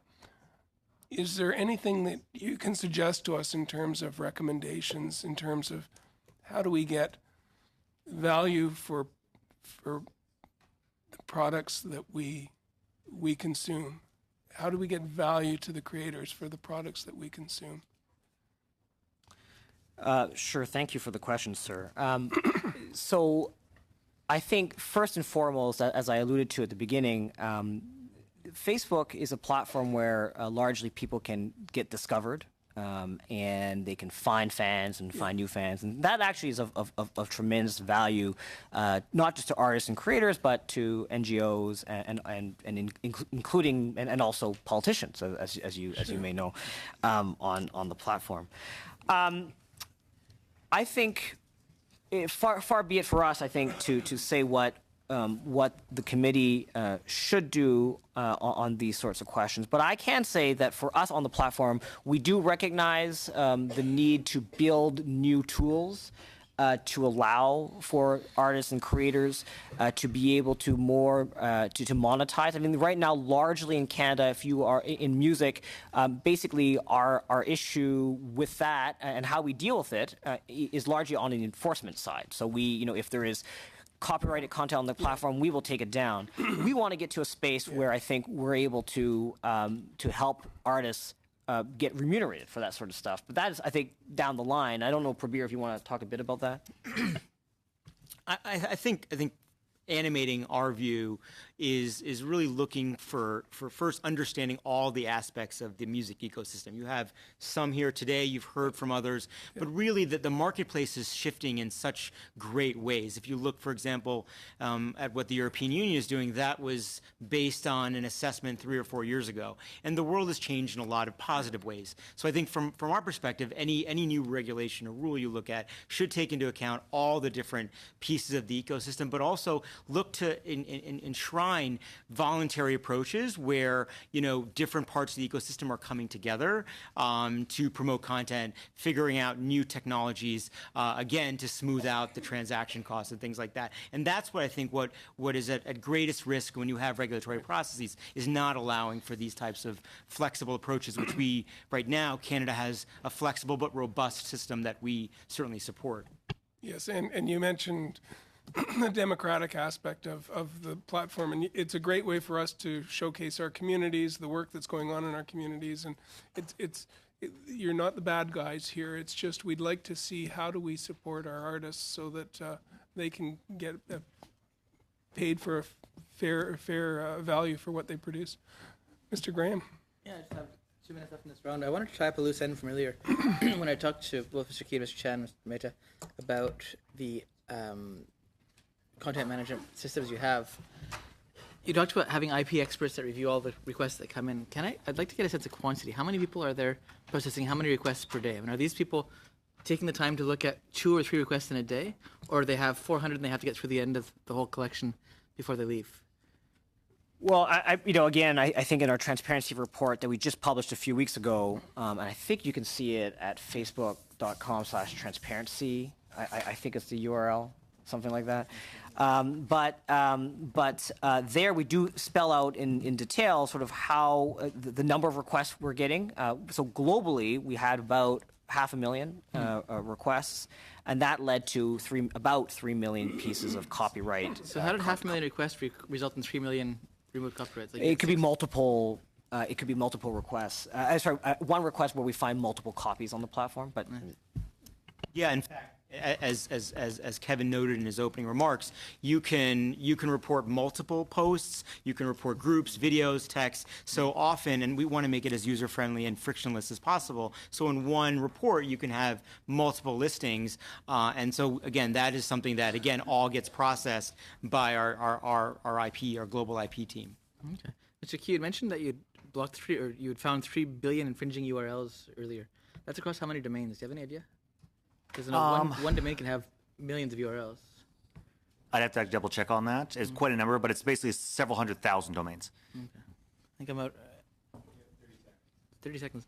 I have a very quick one for you that I will let you think about and may not get a chance to answer.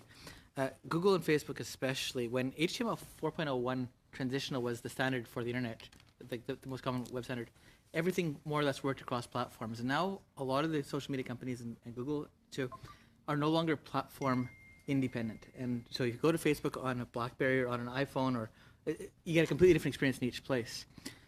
Are we going to come back to a standards-based system, or are we going to keep having this like diversion of capacity depending on what device you're using?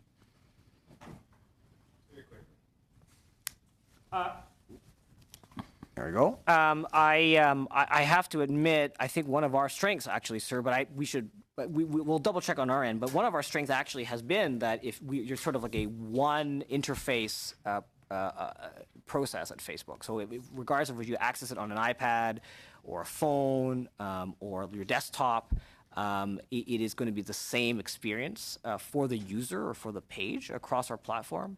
If you mean interoperability between various platforms, certainly we've invested a lot of time and energy to allow for individuals to be able to download all their information and take it with them elsewhere if they see fit. Thank you. Mr. Albus, you have 7 minutes. Yeah, thank you, Mr. Chair.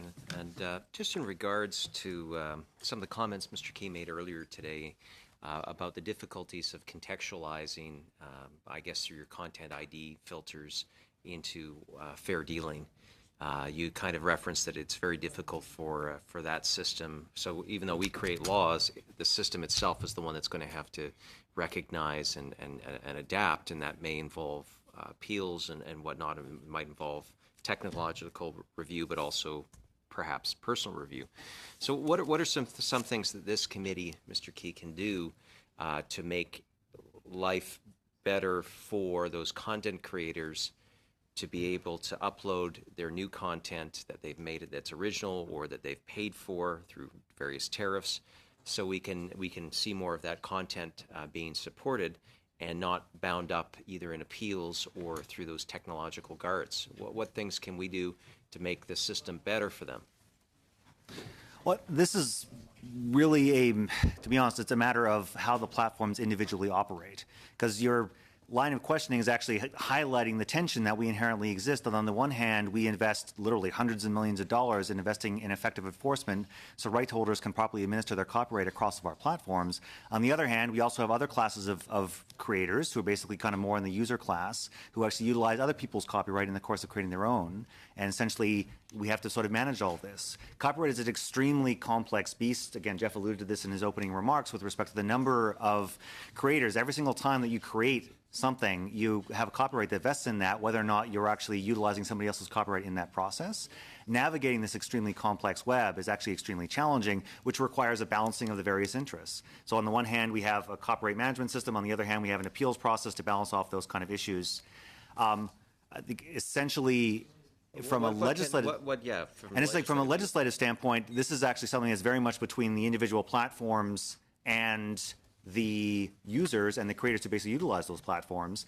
The best thing that the committee can do is look at things that are ensuring that we actually have a competitive environment to ensure that we have a number of platforms that are competing amongst themselves, so that exerts discipline on other platforms in the event that one platform has a copyright management system that is being overly aggressive, that there will be other alternatives for them to look to. So, but how do you create that space when you have Googles and Facebooks that are dominating in terms of their size and scope? And I don't want to incriminate or anything, but that's one of the arguments that I hear is that they've gotten to be so big. How can anyone compete with them? And but there actually are quite a number of competitors that exist out there when it looks at Dailymotion, et cetera, and that are looking to compete in the space in their own individualized ways. To be honest with you, Facebook and Google are actually fierce competitors in this space, especially as each of us are expanding into different kind of related areas, Instagram TV and so on and so forth, where basically creators have a number of different options available to them, which actually also is what helps the platform stay healthy. Okay, because I haven't heard Daily Motion, but when you give one example and then say et cetera, so are there other ones or? Yes, to be honest with you, I'm just blanking at the moment. I'm happy to provide you more examples of a number of Okay, platforms that exist in a number of that's different fair enough. territories. Mr. Price, my line of questioning has been mainly towards some of the other witnesses, and so I have my first question is very, very, very tough. Old Pixies or new Pixies? Old. Okay. You and I are in the same. No, I actually got to say I like any of them, but pleased to hear that. So, we've heard at this committee, and I know it was one of the analysts' report. One of the main complaints is that Spotify will, contract directly with the money for labels to access catalogs, and then none of that money goes back to artists. Now, isn't that an issue that artists have with labels themselves? Isn't your own experience kind of proof of that? Yes. Okay. Yes, which is why the disintermediation of the label is so fascinating. And one of the biggest challenges I've had sitting here is being quiet. To be honest, there are so many things I wanted to jump in and go, wait. So remember, from the do-it-yourself perspective, these are artists that are their own record label. There is no middleman between them and their money in regards to the revenue for the sound recording. With all due respect, the statements that there is no direct license between some of the digital services and Canadian songwriters is patently false, depending upon what country that you're in. In the United States, the DSPs, digital service providers, are required to go directly to the owners of the lyric and melody and get a license with them directly and pay them directly every single month on the 20th of the month for the revenue they earned from the previous month. There are plenty of mechanisms in place to assure they can figure out who has what split. The number one way they can do this is, we won't make the sound recording live until you tell us, record label. I can assure you the record label will move heaven and earth to figure out who's supposed to get what money, because they need that sound recording live because it's their whole economic ecosystem. Right? In order to get artists paid, I've been thinking a lot about this. Frankly, number one, education. Artists don't understand what rights they have and what rights they don't have. They don't understand the difference between a sound recording and a musical composition. Let's start there. Now let's move to, you can't escheat someone's money. You can't take someone's money, someone else's money, and give it to somebody else that doesn't own the copyright. We just passed a law in the United States which now allows that to happen to Canadian citizens. If you're unaware, with the Music Modernization Act, your revenue can now sit in the United States into a newly formed organization called the Mechanical Licensing Collective, where if you don't understand this in Canada and you go and become a member of that organization, your money will now be can be legally taken from you. You can't have black boxes anymore. We just landed a rover on Mars today, for God's sakes, and we can't figure out who owns copyrights? I mean, come on. And when you move into how difficult it is to license, I agree, it is difficult. You know what? The music industry is hard. It's hard to learn how to play an instrument. It's hard to learn how to market and promote yourself and tour. It's hard to build Google. It's hard to build Facebook. This is a difficult industry. But that doesn't mean that we should turn around and take the people that create this stuff and say, we're going to make you the employees of us to accomplish our goals. I'm sorry I'm getting on a little bit of a tangent, just some of the things I've been hearing, which I just fundamentally disagree with. So removal of black boxes, hold on to the money till the copyright holder is found, education out to the artist community so they understand what rights that they possess, where they can go in order to enforce and collect their money, and then ensure that the DSPs that are using the music actually follow the laws. If you don't have the license, don't use the music. And if you don't know if you don't have a license, you don't have one. Don't use it. Thank you. Sorry. Thank you. Oh, okay. Glad we let you loose. Monsieur Nantel, vous avez 7 minutes. Merci beaucoup. Mr. Nantel, you have 7 minutes. Thank you. You all know there is consumers, and in French we say droit d'auteur, and in English is the right to copy, and the droit de l'auteur is completely the opposite. So, I want to clarify something here, because reading the analyst document and you're positioning right now, and I'll speak French if you hear this. Donc vous venez de nous faire part. So you've just told us about how it should work, and if you don't have the copyright, then you don't have the right to use it. When a piece of work is creation is used on YouTube or Spotify or wherever. We can agree that, let's say a song is playing, so there's a recording, there's a producer or a company, a label, it could be the artist themselves producing, but there is a P and a C next to a song that's playing. So the use of the master tape is worth money. Once that's been paid, is it the owner of the master tape that's going to pay the royalties to the people who have written that song? I now know what you sound like as a French woman, by the way. To answer that question, It's much better, I guess. In the United States, we did have something like that. It's called the pass-through, where the burden was on the record label or the distributor, where they would be required to get the license from the Dolly Parton and then also remit payment to them. The music publishing community in the States pushed heavily against that because it was a layer between them and the money, and they had no way now to audit that sort of middleman. We actually pushed aggressively to remove that middleman with streaming services in the United States. U.S., as you're aware, is very different for some reason than the rest of the world, even with mechanical royalties, these Dolly Parton royalties. So I'm a big proponent of not having the pass-through. I believe if you're going to use someone else's stuff to make money, which is totally fine, know whose stuff you're using, get a license, and make a payment to them. And in this case, it means songwriter, composer, and production owner of the master tape. Yeah, so the sort of inception of the birth of the sound recording to the music services, Spotify, Google Play, and even Facebook, who are not, by the way, a music platform. They're not a music service. Google Play is, Spotify is, Facebook is not.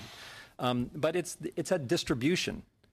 Okay, the place that sends the sound recording to the Spotifys of the world or the Google Plays or the Apple Music has the unique opportunity to provide the suite of information necessary because that's sort of its birth.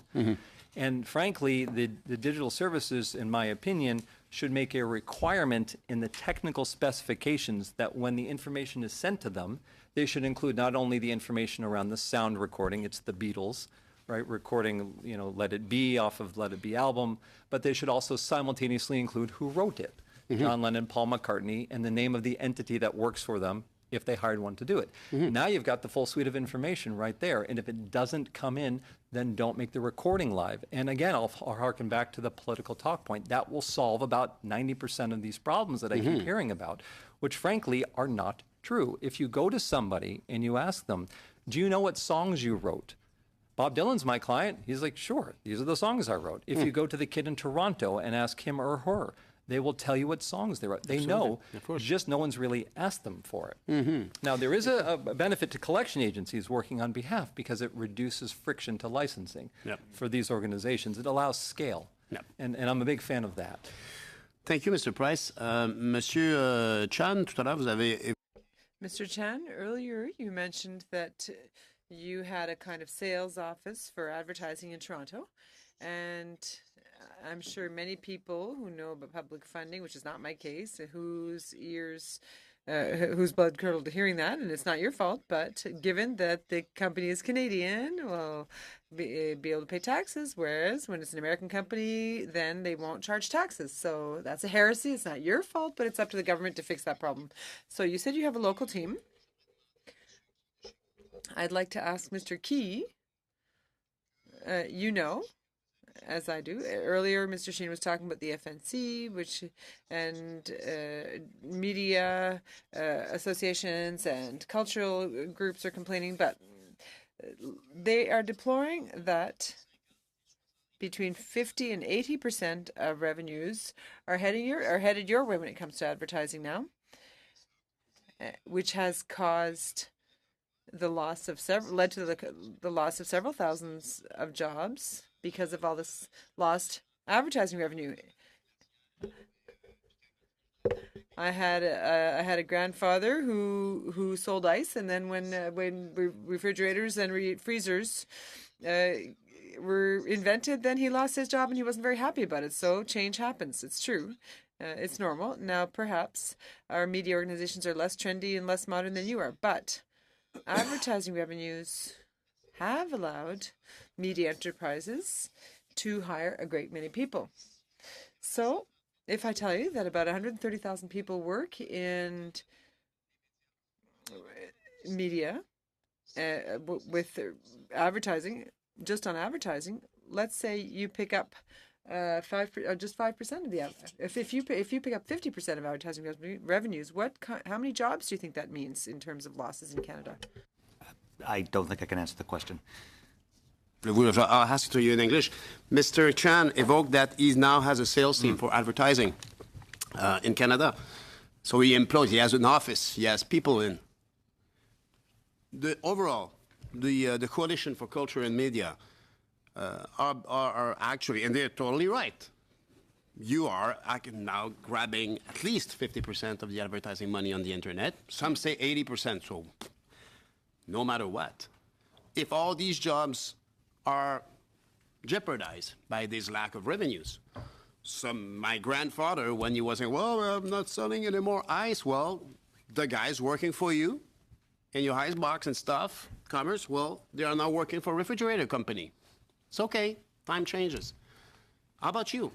If you are, by your presence and your very useful tools, grabbing 50% of the advertising market on the web, are you creating that many jobs in Canada? Well, the way their systems work are not in terms of a direct employment. So first off, number one, I can't comment on the revenue, so the relative market share, but we actually have a wide variety of advertising tools that are basically available, including a number of tools and a number of publishers like the Globe and Mail and National Post and so forth who actually utilize our advertising infrastructure, in which they actually have a revenue share of 70 to 80%. You're so good at it, Mr. Key. You're so good at it. But they actually. But the question is not that. But I'm saying that they actually earn revenue from us, and we also are deploying a number of different programs, including the Google News Initiative. In order to have a clearer conversation, some say that you grab 80%. I've seen many times 80% of the internet advertising sales that are on you and Facebook. I've seen that. Maybe they are going too far. Let's say it's 50%. I think we can agree on this minimum. So if this new consumer tendency to go and use you and check the internet advertising and check on Facebook, oh, I see that we are reacting. Consumers, you are not forcing anyone, but you are changing the advertising buy habits of advertisers. And what I'm saying is that, are you creating a good number of jobs as important as the losses of jobs we see in the old world, in the newspaper, in the regular TV world? How many jobs has Google created in Canada for the last 10 years? Well, I'm going to have to jump in because you're way over time. Oh, thank you. If you got a 5-second answer, let's go for that. Can we ask for an answer in writing? Yes, you can. I'm happy to provide the full Deloitte Economic Impact Report that says it's several hundred thousands of jobs that we've created through these systems. Thank you, Mr. Key. And if you can actually submit that to the clerk, that would I think it's actually already been circulated, but I'll send it again. That's the link we sent to everybody? Okay, great. Oh, we already sent it. Final question, Mr. Sheehan, you've got 5 minutes. Thank you very much. And as you know, we're undertaking a statutory review that happens every 5 years on copyright. It's a very important review to be made to gather information and to send our report to the minister, and the minister will then respond. So, me going last, I would frame the question in this way. What recommendations could this committee make to the minister that will support small, call them small and medium-sized content creators in Canada, artists in Canada, and at the same time still make sure that we are not doing anything to harm the innovation economy, which is growing leaps and bounds in the last 5 years in Canada, and that's part of our innovation agenda. So I see people writing things down. Does anybody want to go first? Facebook? I guess it's going to be me. Google searching? Okay. That was his joke. All right. Sir, I mean, I think as I concluded in the opening statement, we do appreciate the fact that Canada actually has a pretty robust and balanced copyright system, and so we think that the balance is struck pretty well between rights holders and users and folks who want to innovate with content. And I think we would urge the committee to continue down that path of having a flexible system. I think beyond the specifics of the framework, in terms of, as you say, the smaller emerging artists, I think many of the biggest challenges they have faced, from what I understand, is actually this question of discovery and being able to find new audiences or to find people who discover them because they like what they're doing. Sometimes it can be very niche and very specific.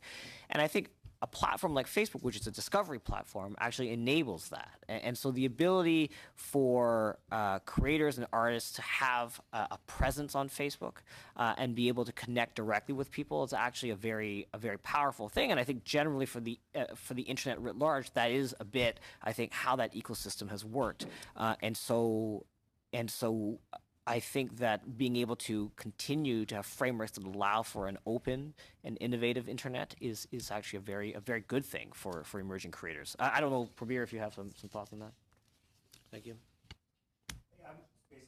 That I flagged in my opening remarks, again, specific with this, information with respect to the exception around artificial intelligence or machine learning, just because that's not clear in the current act, if that's permitted. Again, a number of companies and Canadian government itself has invested hundreds of millions of dollars into basically developing that area and making sure that we have a substantial competitive advantage in that area as Canadians, and to basically sort of maintain that to the extent that that's potentially hampered by copyright. That's something that I think the committee needs to look at. I think one of the biggest challenges, and this is actually even to touch on a lot of the issues that Jeff was talking about, the challenge that you have as a committee is that I don't necessarily see as copyright as the primary vehicle to resolve these. It's actually a bit of a cumbersome tool that allows you, like the discussions are about taking away intermediary liability or not, and those are profound consequences by actually engaging in those. A lot of the discussion is that, well, we don't actually have accurate information with respect to the rights holders. How can we administer that? How are we actually setting the royalty rates, and how are people being paid? How are the platforms kind of engaging through this process, which in my own view is actually a issue better addressed through collaborative and cooperative basically approaches where you basically have the various stakeholders sitting at the table and working through, often facilitated by the government. But it's not something that a legislative response is necessarily going to assist without necessarily invoking tremendous unintended consequences and causing tremendous collateral damage. Jeff, last words? Number one, we have got to get away with the philosophy of black boxes and guesstimates. We live in a world of technology. The information can be known, and money that is generated should be held until given to the appropriate copyright owner and no longer split up and handed out based on market share. Number two, there has got to be education for the creators. They have got to understand the value of what they're creating and how to monetize that. And the third one is a bit of a radical statement. It's based on my experience, which is the copyright owner needs to have a lever that it can use, or he or she can use, to enforce his or her rights in the event their rights are infringed upon. In the United States, we have statutory damages, which still persist despite the passage of the MMA, but that leverage enables a copyright holder to be able to stand up to a multi-billion-dollar corporate behemoth and turn around and go, you can't do that. If you take away the rights of someone that creates a copyright holder to pursue that damage, there's no recourse for them. So it is a bit of a radical statement, and it flies against some of the statements made here, who would like less regulation, more blanket licensing. But I keep falling back on, none of us would be here if not for the creation of the content which is driving people to these mega companies. And that's okay, but get a license, make a payment, or don't use it. I wanted to thank you all for that great testimony and a lot for us to think about. Wanted to add something? I just want to say I misspoke about the URL for the transparency report. So just for the record, it's transparency.facebook.com. There you'll find the latest copyright data. Okay. We're good? Well, that takes us to the conclusion of today. I wish we had more time. It would have been quite useful. But I want to thank our panel for coming in today and being patient and answering our questions, and certainly giving us lots to think about. So on that note, we will be adjourned for the day. Thank you, everybody.